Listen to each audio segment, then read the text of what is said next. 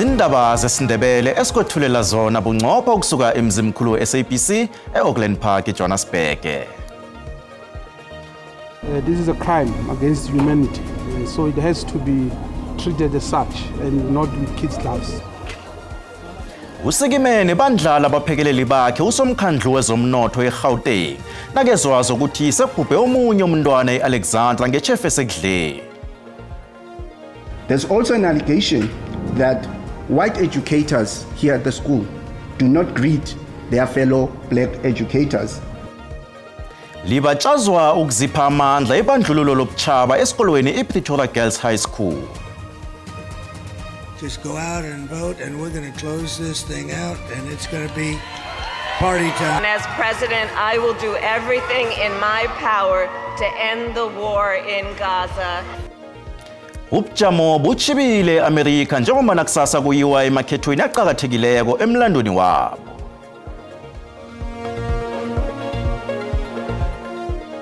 Sanamukela endabeni zesiNdebele lapha ku SABC 1. Akwande sitshaba sekosi.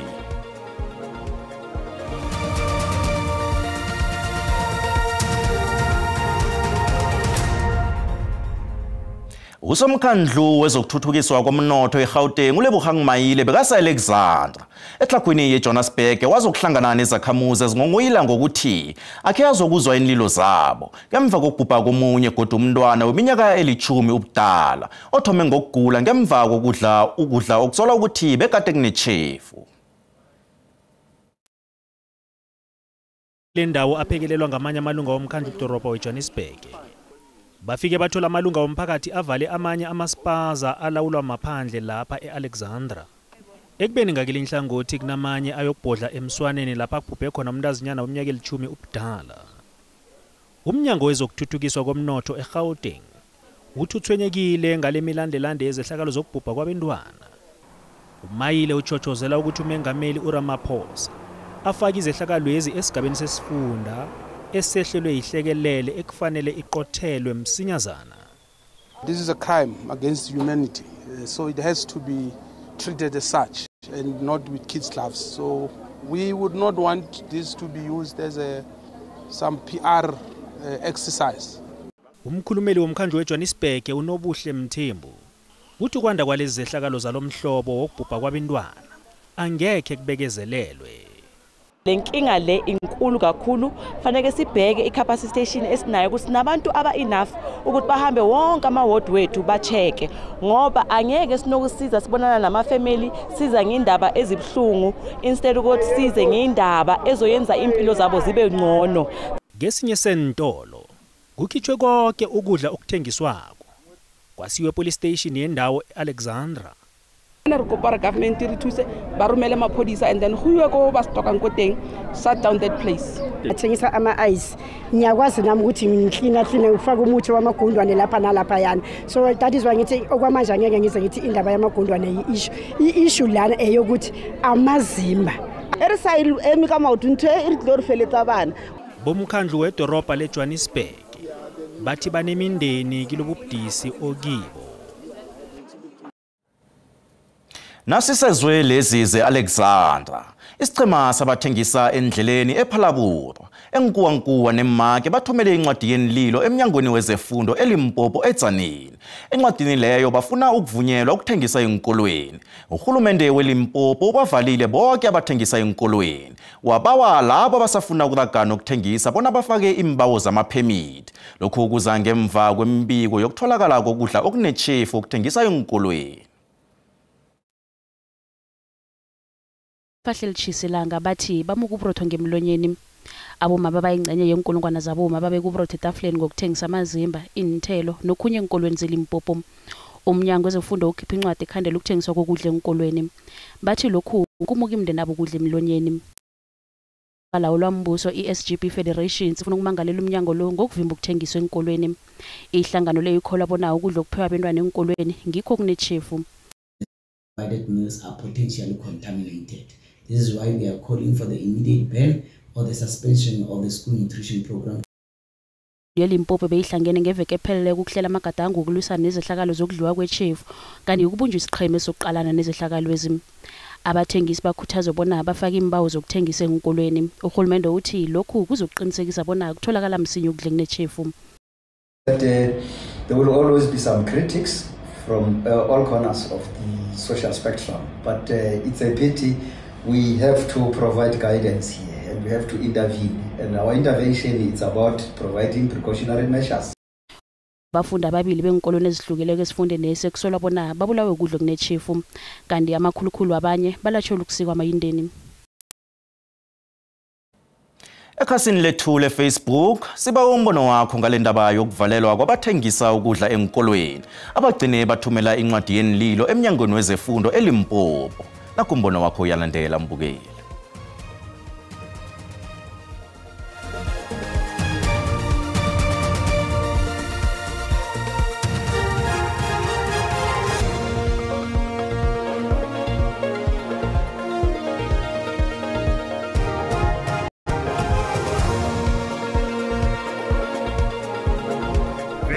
Choms bakhuluma ukuthi bastoka kuphi baveze. Abantu abathengisa ezikolweni bastoka kubo labantu bangaphandle. Kuningi laba abantu bathengisa esikolweni mkhathi bastoka la kuchipe khona mkhatheni la kuchipe khona yizo lezi size expire leko mkhathi sibulala abantwana bethu. Mina ngiyazolana nabo mama laba bathengisa ezikolweni ngoba indlela yokuthi bakhulise abantwana babo. Akusindwembi ukuthi bathola amaphepha lawo bakhona ukuthengisa ngokusemthethweni ngoba ichefu nasiceda abantwana. Awuqineka kodwa umthetho nakulabo abadayisa my friend laba ama-tuck shop. Okunye kusuke nje kudalwa ama-food poisoning ngokudla mhlambe okungabe kwangakahle noma kube ukudla okulale ngayizolo. Uhulumende makaqale ngale igqiba abantwana bethu eSouth Africa yokutya okunepoison. Egcineni kwakho konke bangamiswa abazali abadayisa ezikoleni kodwa izinto zisekhona ezitolo ezinkulu lapho ezisuka khona kulezi imboni. Umbono nge wombukeli SABC ayizokuthweswa umlando wokuziphendulela kombono wombukeli. Usomkhandlu wezefundo eGauteng uMatome Chilwane uthi kunomuhwa wokunina ngokobutshaba esikolweni sabentazana iPretoria Girls High School. Uchilwane ukhulume lokhu ngesikhathi kukhutshwa umbiko ophenyo elizijameleko okulandela izehlakalo zokuthelisa esikolweni esi. Umbiko lo uphakamisa ukuthi athathelwe amagadango principal kunye nesekela lakhe, umphathi womakhiwo, umphathi kezokuqashwa kwabasebenzi nomjaphethe kaprincipal. Girls High School ibe sendabeni kaningi ngezinto ezingasizihle. Abafundi abali12 ebebayingcenye ye-WhatsApp group yabantu bebaleli imhlophe kwaphela bahlanjululiwe ensolweni zokungaziphathi kuhle ezavela phambilini zokuthi bathelisa omunye umfundi omumuntu onzima. Usomkhandlu wezefundo eGauteng uvumile ukuthi kube nebandlululo lokunina ngokobutshaba esikolweni esi. This is an opportunity, I can tell you, for us to resolve this. And yes, we did be able to pick up some form of distinctive racial, culture, but not necessarily implemented openly. But we could pick up. I mean, you could pick up by comments, the investigation. They are there. Umbiko okhutshwe emagcwetha wemdladlamba athenis uveze ukuthi kube nezihlakalo zokunina ngokobutshaba abaphathi besikolo esababhalela ukuzirarulula ngefanelo. Umbiko lo ufumane nokuthi usobentwana bakaprincipal wesikolo esi ube nesandla ekucatshweni kwabasebenzi begadini begodu bekangakhulumi nabo ngefanelo hlangana nezinye izinto. Another allegation that was put forward was that black learners in July 2024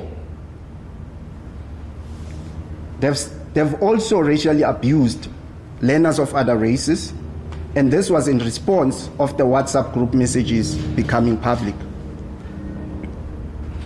There's also an allegation that white educators here at the school do not greet their fellow black educators. And when this was questioned, the response was that it is because the white educators do not know whether the black educators are cleaners or educators here at the school. Uchilwane uthi bazokuthatha amagadango afaneleke embikweni othuliweko kanti bazokusebenzisa nethubeli ukuqalana nentshijilo ezifanako kezinye inkolo. Lihlangabezana nomraro ihlelo lomnyango wezokuphepha nokuthintana eMpumalanga lokuhlela ngobusha amalanga wokusebenza kwamapholisa wendlela eMpumalanga.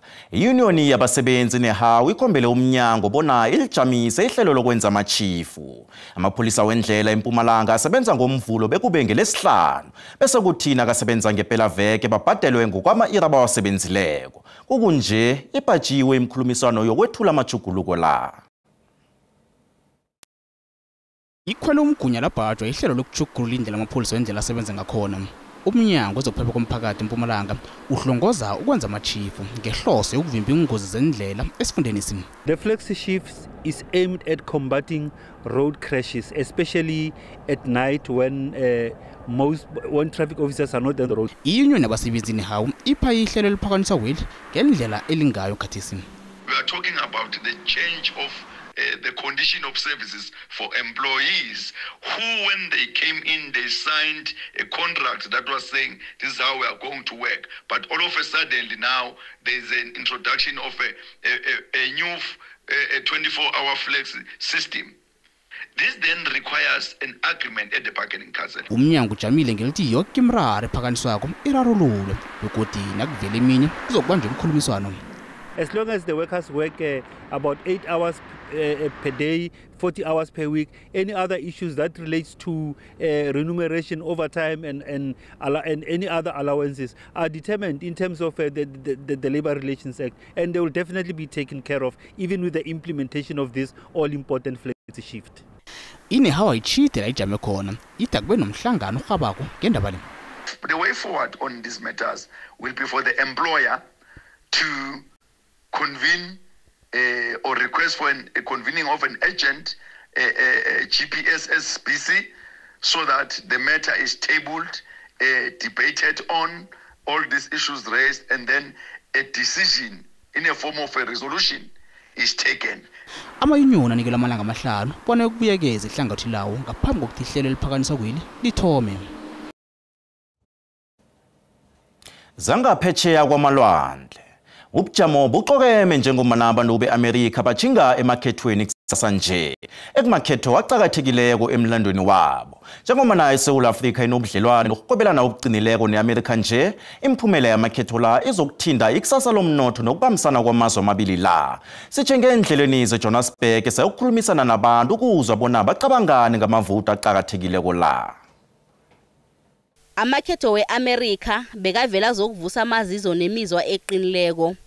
Lokhu kungombana kunabonkhethana ababili abaletha imibono nezinto ezihlukahlukeneko emirarweni yephasi. UDonald Trump ozimisele ukubuya ngamandla ubevela umuntu ongayibhodiko indaba kanti uzithatha njengomuntu olwela imizamo yokuletha ukuthula ikibe usatsheje khulu ilizwe lama-Amerika ekudosa abalandeli bakhe abaningi. Nanyana kunjalo imibono kaTrump phakathi kombango weMiddle East neUkraine inikele abonkhethana abanye ihuluphelo. ISouth Africa iphefumule ngalasindlela. For one, I know the fact that a lot of people are currently against Trump, and the majority would love for Kamala to be president.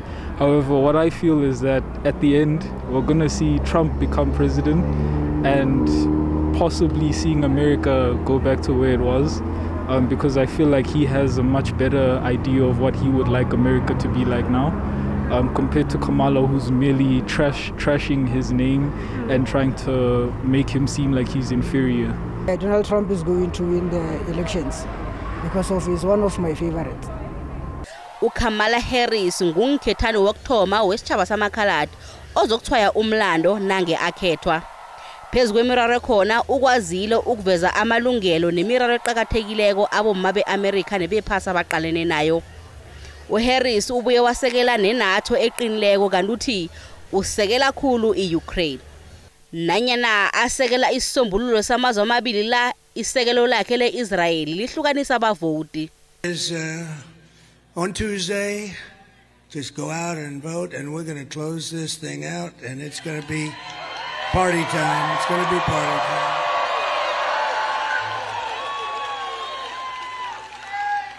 And this is really all you need to know. Kamala broke it, and I'll fix it, and we'll do it very quickly. I want to say this year has been difficult, given the scale of death and destruction in Gaza, and given the civilian casualties and displacement in Lebanon. It is devastating. And as president, I will do everything in my power to end the war in Gaza. Njenganje kusezandleni zabantu beAmerica ukuthatha isiqundo sokuthi ngubani olungele ukuhola umnotho wephasi. Nasibuya entolo.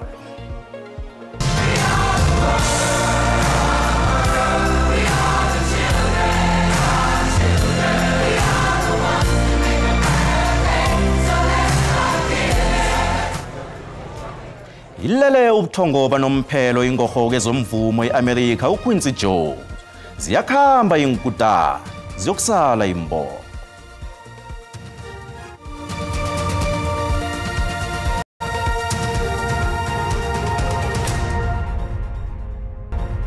Sisaraga nendaba lapha nazikuphundileko uyazithola ku YouTube, SABC Plus, TikTok na ku Facebook.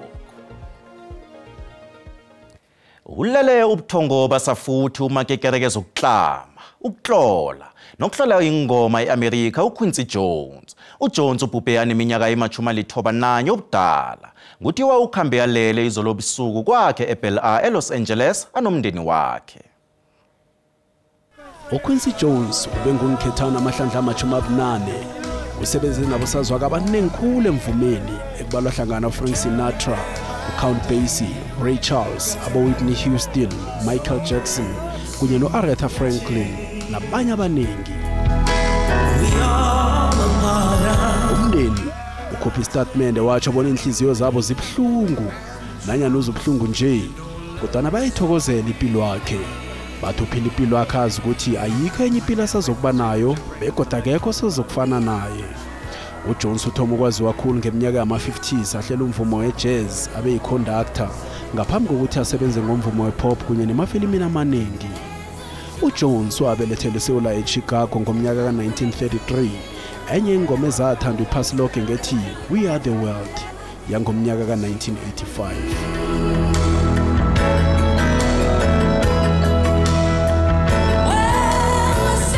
Ukusizukulwa nendlala ekule elizweni leTopia ngalezo ngikhathi. Kanti ngomnyaka ka-2013 wafa kwahlangana nabosazwako ku-The Rock and Roll Hall of Fame umthombo wobonongorwana beGrammy abaningi ulinganisene noBeyoncé. Wachukulula ngendlela umvumo wepop ungakhona nakaza kusebenza nomvumo uMichael Jackson engomeni yakhe ethi Thriller ngomnyaka ka-1982. I-album leyo yathengisa amakhophi angaphezulu kwe-70 million. Usomafilimu walapha ekhethu Anand Sai uthi mbala balahlekelwe ngumakekere womvumo namafilimi. Uthi usebenze noJones ngesikhathi sama-80s nabenza ingoma namafilimu alwa nombuso webandlululo. Basebenze nabavumi uCaiphus Siminya noLetta Mbulu efilimini Roots. Uthi uJones basekele khulu nabenza ifilimu Sarafina, iCry the Beloved Country nefilimu likaMandela iLong Walk to Freedom.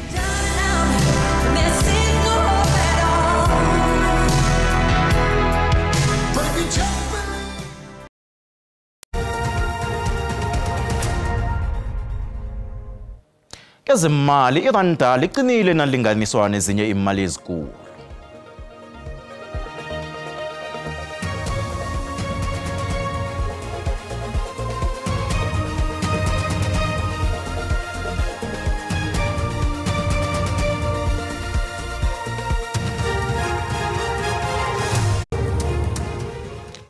Esilunguze uzihlahla.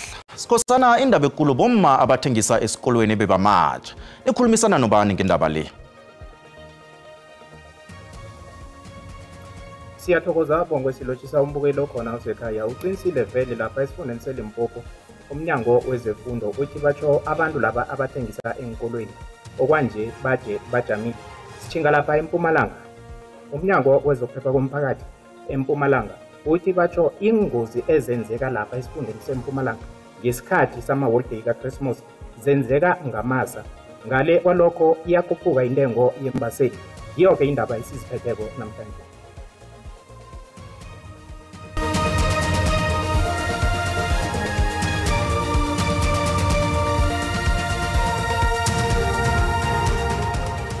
Sithokozele sihlahla lochane ekhaya ngomvulo sikucalele msinyazana ubujamo bezulu kubonakala lapha amathuba amaningi wezulu ukusukela lapha kubo East London ukuchinga lapha ngibo Durban kazi ke nawuthi uyaqala ngapha ngePumalanga Kapa kezinye indawo atholakale nge60% kusasa abuyela khulu endaweni zangaleke ngeDurban nge60% ngapha ngendaweni zePumalanga Kapa kuvulile phakathi nenaga yeSouth Africa sithole lapha ke isilemukiso sicalele sona msinyazana lehwaba ke endaweni zePumalanga Kapa ukuthi lapha ngendaweni zangale ngeDurban kube nemjijo eduma kumbi kusasa nakhona ke kodwa kusesenjalo izulu likhulu nehwaba lapha ke ePumalanga Kapa ngale ngesifundeni sangeLimpopo liyachisa liyababahle asisuduke siqalele lapha ke amazinga okuchisa Pitori chisa khulu nge33 Bronkhorstspruit nge31 kuthi ke eJohannesburg ibuye nganeno yona ke ifuthumele iLimpopo imsina iyachisa Phalaburwa nge32 kuthi lapha eliphalale nge36 kanti ke kungcono endaweni zabo Phulukwane lapha ke eMpumalanga sibona nakhona ke kufuthumele endaweni eziningi isikhukhuza ke sona siyachisa nge31 kwaZulu Natal bonakala imakhaza endaweni eziningi njengoba na ubonile nezulu njalo khulukhulu lapha eKokstad nePietermaritzburg Mpumalanga Kapa sibonile ihwaba yatsho ke ukuthi endaweni eziningi kumakhaza khulukhulu lapha eKomani ngaleke ngeTshingalanga Kapa kupholile Cape Town kuthi ke ezinye indawo lapha kubo George kumakhaza pheze imini yonke ngaleke ngeNorthern Cape ibonakala yona ke ifuthumele Uppington kanti ke lapha kubo Carnarvon kupholile kuthi Sutherland ibe makhaza siqale lapha ke isifunda sangale ngeFreystata sona ke sifuthumele bese ke kuthi ngokuhamba kwesikhathi kuyachisa kezinye indawo iNorthwest bonakala ke izulu likhamba lipharapara kezinye indawo iMafikeng ibonakala lapha ke ichisa kuthi ke kezinye indawo kufuthumele asibonane kodwa ngesikhathi esilandelako dilo